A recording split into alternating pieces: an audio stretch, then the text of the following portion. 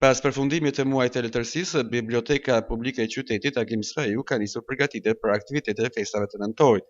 Arber Palushi, përgjegjësi i sektorit të rriturve, tregon se institucioni ka hartuar një program të posaçëm që synon promovimin e vlerave historike, kulturore dhe adetare. Me datë 18 kemi edhe inaugurimin e skenës Palatë Kulturës, se normalisht deri tani kemi qenë cungdum në aspektin e aktiviteteve që janë skenë, por gjithsesi ne kemi funksionuar me salla të tjera që janë që është Këndiri Nord Turk dhe Këndi Amerikan.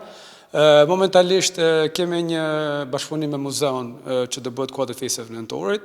Janë përzier 3-4 element historik që kanë dhënë kontribut të çlirimit në Shqipërisë, me të cilët është ideu një formë aktiviteti në bashkëpunim me Gjimnazën Nacionale, kuptohet, po partneri kryesor është Muzeu Etnografik.